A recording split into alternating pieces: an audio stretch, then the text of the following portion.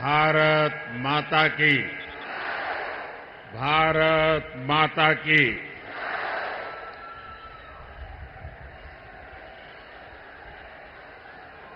बेळगावी ಮತ್ತು ಚಿಕ್ಕೋಡಿ ಯಾ ಸೋದರ ಸೋದರಿಯರಿಗೆ ನನ್ನ ನಮಸ್ಕಾರಗಳು।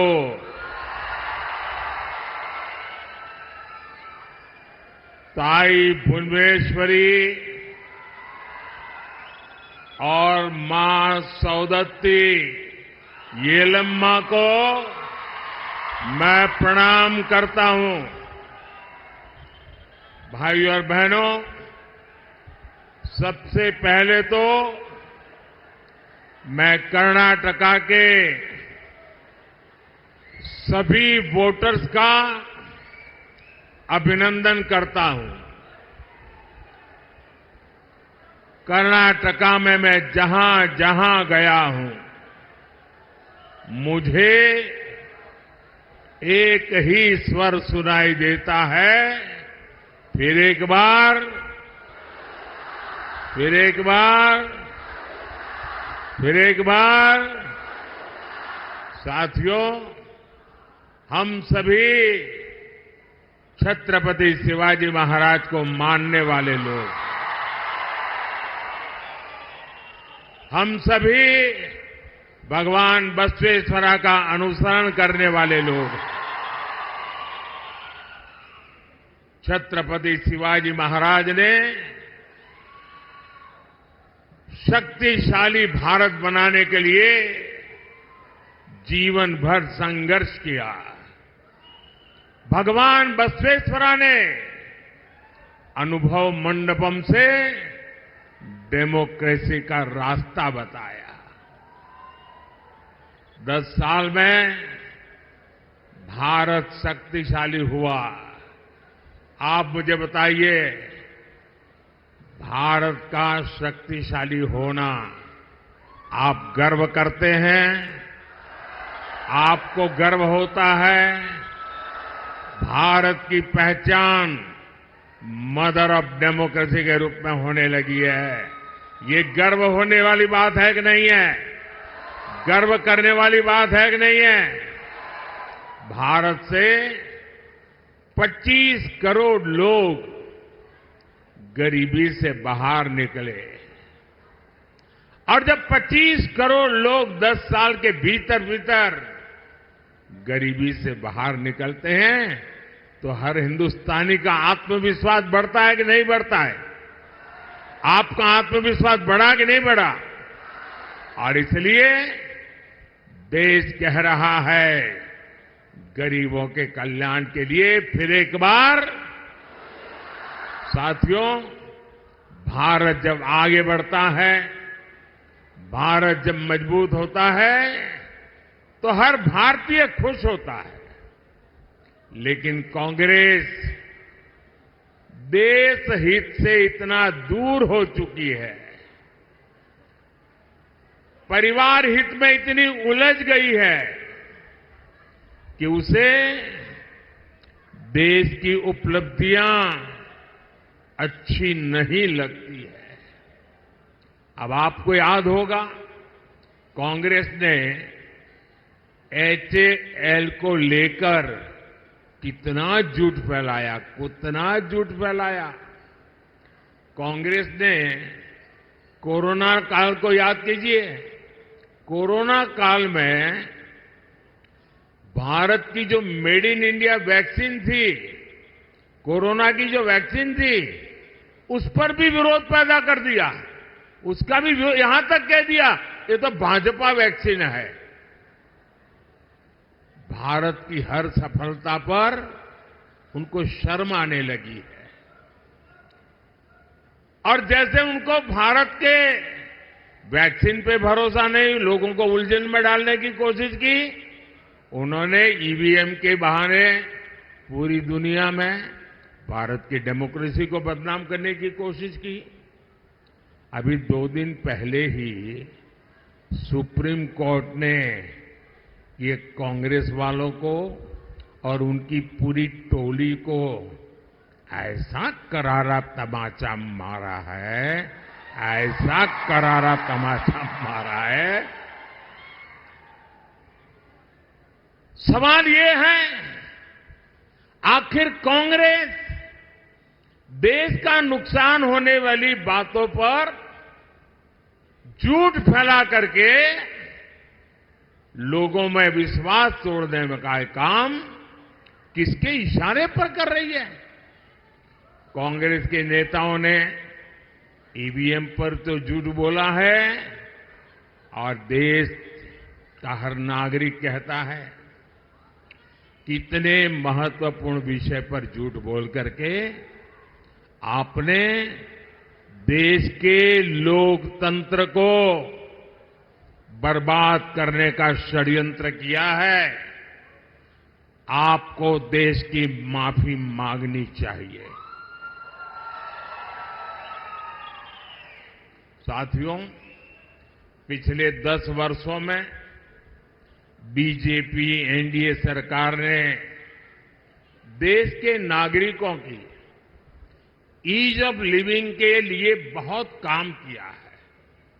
इसका एक बड़ा उदाहरण है भारतीय न्याय संहिता।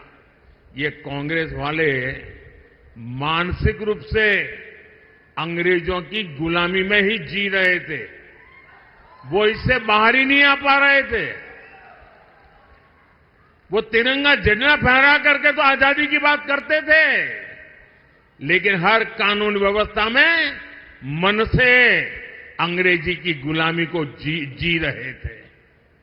गुलामी के कालखंड से प्रेरित इतना पुराना आजादी के पहले का कानून, क्रिमिनल जस्टिस सिस्टम का हटाना,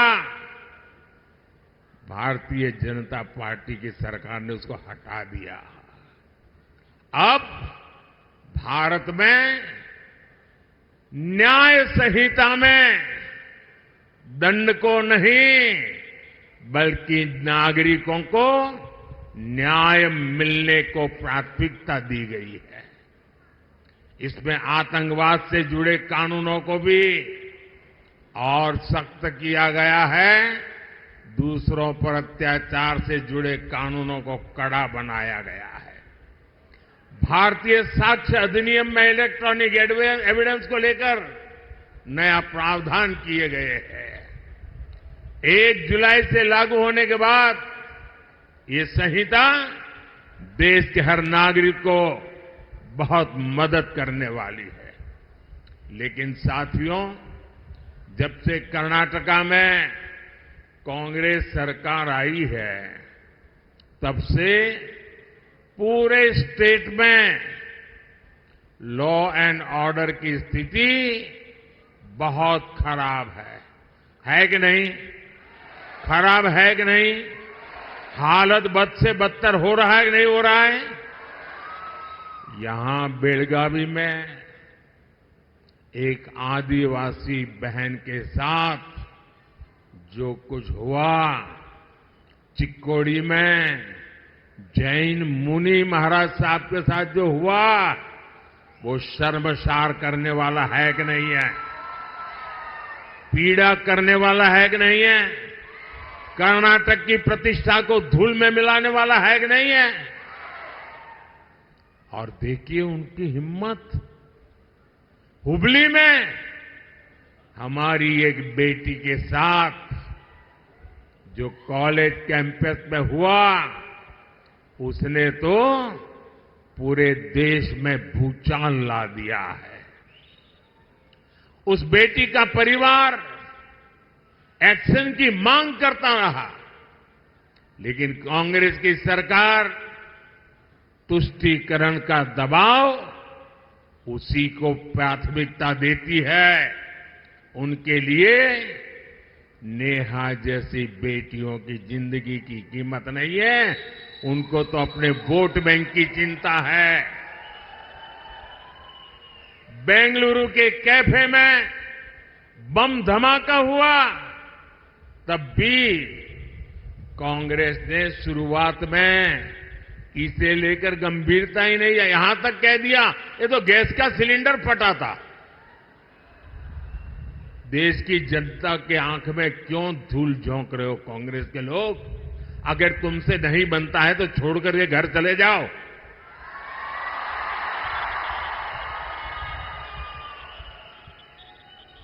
यही वही कांग्रेस के जो है जिसने वोट के लिए पीएफआई, जो आतंकवाद को पनाह देने वाला देश विरोधी संगठन, जिस पर मोदी सरकार ने प्रतिबंध लगा दिया है, ऐसे पीएफआई आतंकी संगठन का चुनाव में मदद करने के लिए, उनकी मदद लेने के लिए, वायनाड में एक सीट जीतने के लिए आप उसको सरेंडर कर रहे हो, उनके कारनामों का बचाव कर रहे हो।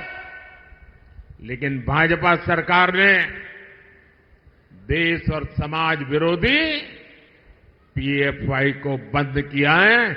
उससे बड़े बड़े खैरखा जेलों में सड़ रहे हैं भाइयों। साथियों, कांग्रेस ने हमारे इतिहास को, हमारी आजादी की लड़ाई को भी वोट बैंक के नजरिए से, तुष्टीकरण के नजरिए से ही लिखवाया है। और आज भी ये कांग्रेस के शहजादे उसी पाप को आगे बढ़ा रहे हैं। आपने कांग्रेस के शहजादे का एक ताजा बयान जरूर सुना होगा।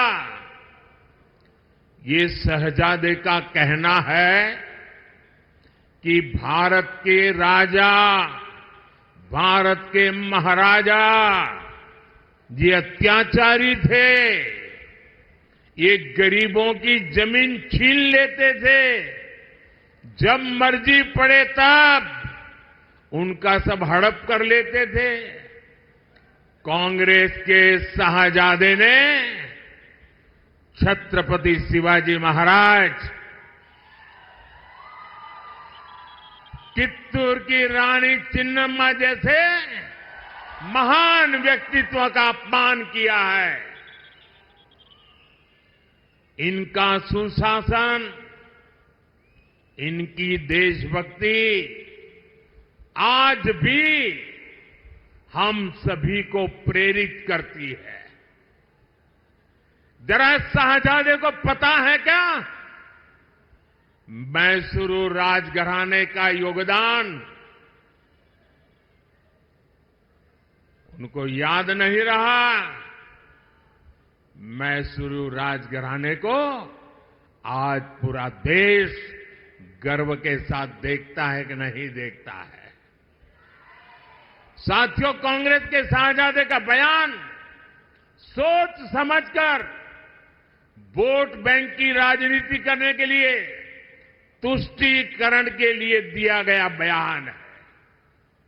याद रखिए, शाहजादे ने राजा महाराजा को बुरा भला कह दिया, उनकी तो आलोचना कर दी, लेकिन भारत के इतिहास में जो अत्याचार नवाबों ने किए, निजामों ने किए, सुल्तानों ने किए, बादशाहों ने किए, उसकी बात पर तो शाहजादे के मुंह पर ताला लग जाता है, बोलती बंद हो जाती है और राजा महाराजाओं को गालियां दे रहे हो, उनको अपमानित करते हो। कांग्रेस को औरंगजेब के अत्याचार याद नहीं आते, जिसने हमारे सैकड़ों मंदिरों को तोड़ा, अपवित्र किया। कांग्रेस तो औरंगजेब का गुणगान करने वाली पार्टियों के साथ खुशी से गठबंधन करती है।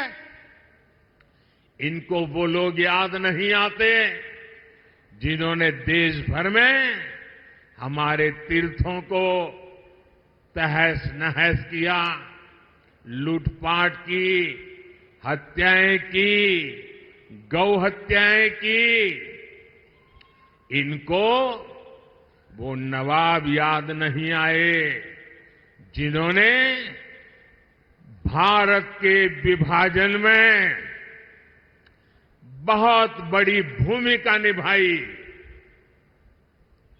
कोई कल्पना कर सकता है क्या बनारस के राजा के बिना बनारस हिंदू विश्वविद्यालय की स्थापना संभव हो सकती थी? क्या महारानी अहल्याबाई होलकर ने मंदिरों का पुनर्निर्माण कराकर हमारे आस्था स्थलों की रक्षा की या नहीं की? मैं गुजरात से आता हूं, मेरा गांव गायकवाड़ स्टेट में पड़ता है। ये बड़ौदा महाराजा थे जिन्होंने बाबा साहब आम्बेडकर की प्रतिभा को पहचाना था, उनको बड़ौदा बुलाया, उनकी शक्ति को पहचाना और बाबा साहब आम्बेडकर को विदेश पढ़ने के लिए भेजने का काम गायकवाड़ महाराजा ने किया था। ये कांग्रेस के शाहजादे को इन राजा महाराजाओं का योगदान याद नहीं आता है, लेकिन वोट बैंक की राजनीति के लिए वे राजा महाराजाओं के खिलाफ बोलने की हिम्मत करते हैं, नवाबों के खिलाफ, बादशाहों के खिलाफ, सुल्तानों के खिलाफ एक शब्द बोलने की उनमें ताकत नहीं है। कांग्रेस की तुष्टीकरण की मानसिकता अब देश के सामने खुलकर के सामने आ रही है और यही मानसिकता कांग्रेस के मैनिफेस्टो में भी झलकती है।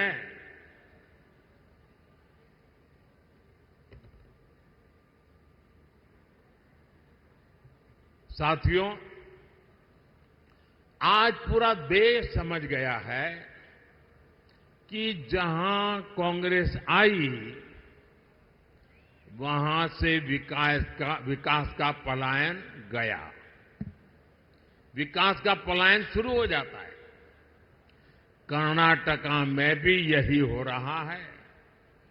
जब बीजेपी की सरकार यहां थी तो भारत में फॉरेन डायरेक्ट इन्वेस्टमेंट का बहुत बड़ा हिस्सा कर्नाटका में आता था, लेकिन अब यहां स्थितियां बदल रही हैं। जब से कांग्रेस सरकार यहां आई है तब से रोड के, इरिगेशन के सारे काम बंद पड़ गए हैं।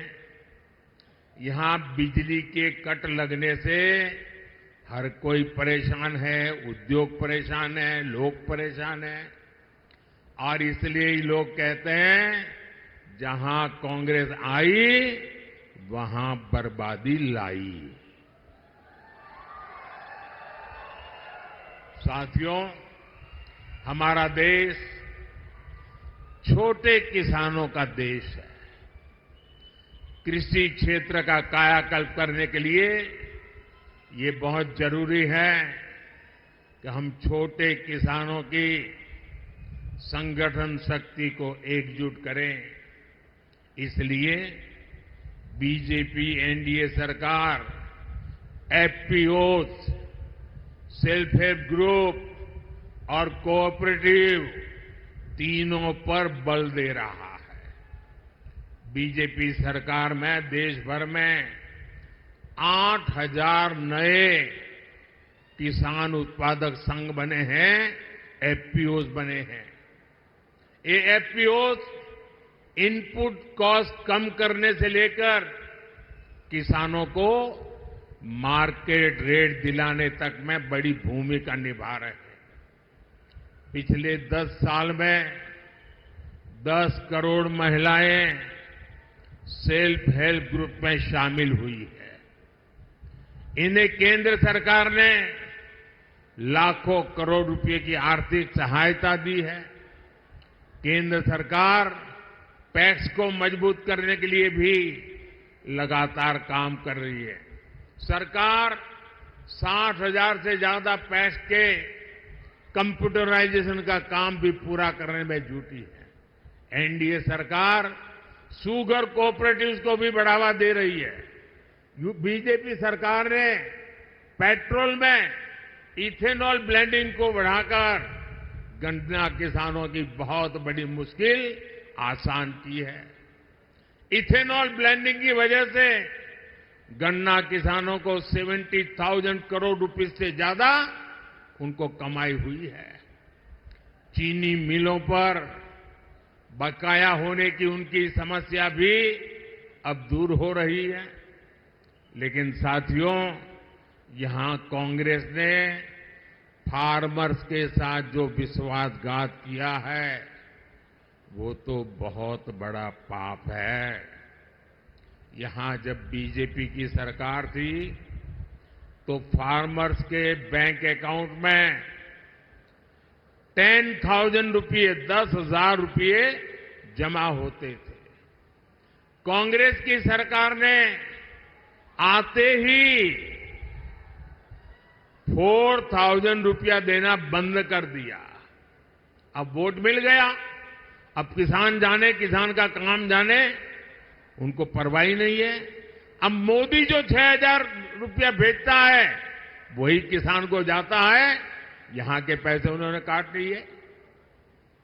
और पीएम किसान सम्मान निधि के पैसे आपको ऐसे ही मिलते रहेंगे। ये कर्नाटका वालों ने जो पाप किया है उसकी सजा आप इस चुनाव में दीजिए, और मोदी आने वाले वर्षों में भी आपको गारंटी देता है जो दिल्ली से भेजा जाता है वो चालू रहेगा। साथियों, आपका ये सेवक गांव, किसान, नौजवान, नारी शक्ति को सशक्त करके आपकी संपत्ति बढ़ाने में जुटा है। लेकिन कांग्रेस क्या कर रही है? कांग्रेस के शहजादे आजकल घोषणा कर रहे हैं, और भाई बहन दोनों कर रहे हैं, कि वो चुनाव अगर जीत गए तो पूरे देश का एक्सरे करेंगे, आपकी प्रॉपर्टी का एक्सरे किया जाएगा, बैंक के लॉकर का एक्सरे किया जाएगा, आपकी जमीन कितनी है एक्सरे होगा, आपके पास गाड़ी कितनी है, स्कूटर कितने हैं, साइकिल कितनी है, इसका एक्सरे होगा। महिलाओं के पास स्त्री धन कितना है, गहने कितने हैं, सोना कितना है, मंगलसूत्र कहां पड़ा है, इसका एक्सरे किया जाएगा। यानी ये लोग हर घर में छापा मारकर आपकी संपत्ति पर कब्जा करना चाहते हैं। आपकी संपत्ति पर कब्जा करने के बाद कांग्रेस इसे रीडिस्ट्रीब्यूशन की बातें कर रही है, अपनी पसंदीदा वोट बैंक को देना चाहती है। क्या आप अपनी गाढ़ी कमाई की संपत्ति को लूटने देंगे? आपने बचाया हुआ सोना चांदी लूटने देंगे? क्या आपके मंगलसूत्र पर किसी को हाथ लगाने देंगे? कोई पंजा आपकी संपत्ति लूट सकता है क्या? मैं कांग्रेस को अलर्ट करना चाहता हूं, ये मंसूबे छोड़ दीजिए जब तक मोदी जिंदा है।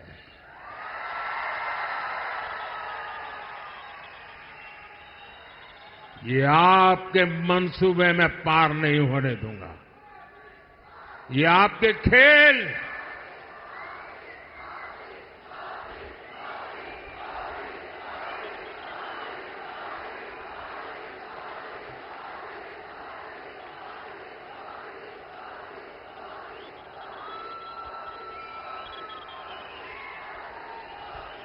साथियों,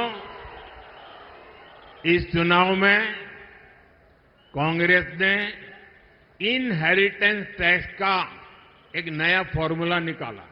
ये बड़ा भयंकर है, आपकी नींद उड़ जाएगी।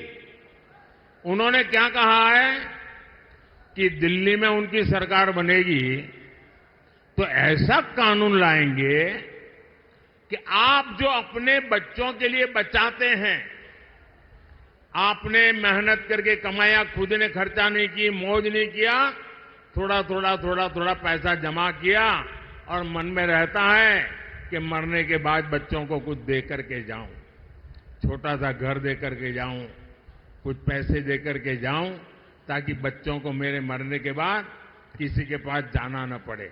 हर माँ बाप ऐसा चाहता है कि नहीं चाहता है? हर माँ बाप अपने बच्चों को कुछ न कुछ देना चाहता है कि नहीं देना चाहता? और इसलिए हर माँ बाप कुछ बचत करके रखता है कि नहीं रखता है? अब ये कांग्रेस वाले कहते हैं आपने जो बचाया है, अगर आप अपने बच्चों को अब नहीं दे सकते हैं, आपने जो बचाया है अगर बच्चों को देना है तो 55%, 55% उस पर टैक्स लेकर के सरकार वो छीन लेगी। मतलब 2 मकान है तो एक कांग्रेस की सरकार की जेब में और दूसरे से अपने 2 बच्चों को बांट के दो। अपनी वोट बैंक को बांटने के लिए ये आपकी संपत्ति पर डाका डालना चाहते हैं, क्योंकि उन्होंने घोषणा की है कि इस देश की संपत्ति पर पहला अधिकार किसका है, उनकी वोट बैंक का है। ये डॉक्टर मनमोहन सिंह जी भी कह चुके हैं। मैं कर्नाटका के सभी लोगों से पूछना चाहता हूं, मैं आपके माध्यम से देशवासियों को पूछ रहा हूं, क्या आप ऐसा होने देंगे? ऐसा कानून लाने वालों को आने देंगे? ऐसी सोच वाली कांग्रेस को सजा देंगे? इस चुनाव में हर बूथ में उनको चुन चुन कर साफ करेंगे? भाइयों और बहनों, बीजेपी कित्तूर रानी चेन्नम्मा से प्रेरणा लेती है। इसलिए एनडीए सरकार ने सेना के हर मोर्चों को महिलाओं के लिए खोल दिए हैं। बेलगांव में तो संगोली रायन्ना सैनिक स्कूल भी बना है। हमारी बेटियां भी अब सैनिक स्कूलों में पढ़ पा रही है। बीजेपी सरकार की नीतियों की वजह से सेंट्रल पुलिस फोर्सेज में महिलाओं की संख्या अब 2 गुनी से भी अधिक हो चुकी है। साथियों, आपका सपना ही मोदी का संकल्प है।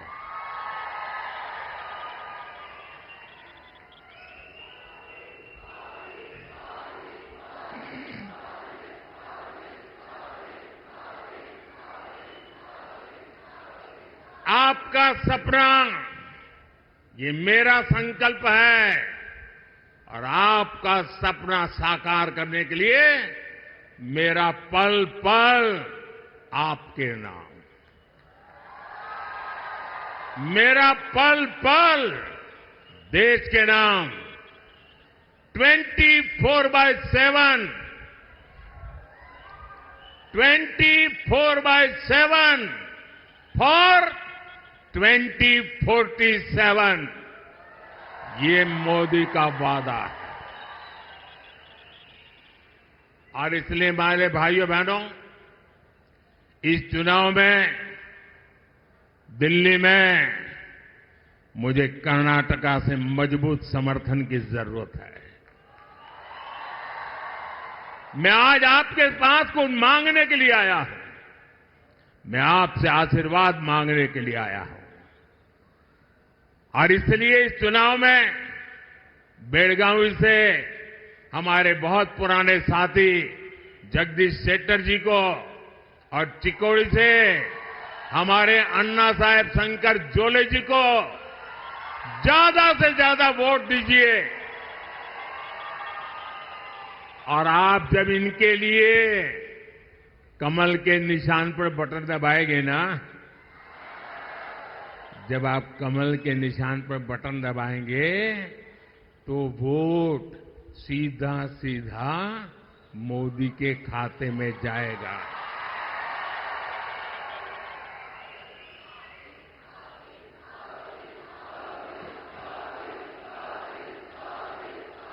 तो मोदी को मजबूत बनाएंगे, मोदी को मजबूत बनाएंगे, मोदी को मजबूत बनाने के लिए घर घर जाएंगे, मोदी को मजबूत बनाने के लिए ज्यादा से ज्यादा मतदान करवाएंगे, सुबह 10 बजे के पहले ज्यादा से ज्यादा मतदान करेंगे। पहले मतदान फिर जलपान, पहले मतदान फिर जलपान, पहले मतदान फिर। आपसे मेरा आग्रह है, हमें सारे पुराने रिकॉर्ड तोड़ने हैं और हर पोलिंग बूथ जीतना है। जीतोगे? हर पोलिंग बूथ जीतोगे? अच्छा, मेरा एक काम करोगे? जरा हाथ ऊपर करके बताओ तो बताओ। मेरा एक काम करोगे? ये मेरा पर्सनल काम है, करेंगे? ये चुनाव वाला काम नहीं है, करेंगे? पक्का करेंगे? एक काम करना, घर घर जाइएगा और हर घर में जाके कहिएगा कि मोदी जी आए थे, मोदी जी ने आपको नमस्कार भेजा है। मेरा नमस्कार पहुंचा देंगे? जब मेरा नमस्कार आप पहुंचाएंगे ना, तो हर परिवार मुझे आशीर्वाद देगा और हर परिवार का आशीर्वाद मेरे लिए एक नई ऊर्जा बन जाता है। और जब नई ऊर्जा बन जाता है तो मैं पूरी शक्ति के साथ आपके सपनों को साकार करने के लिए अपनी जिंदगी खपा देता हूं। और इसलिए मुझे आपके आशीर्वाद चाहिए। मेरे साथ बोलिए, भारत माता की, भारत माता की, भारत माता की। बहुत बहुत धन्यवाद।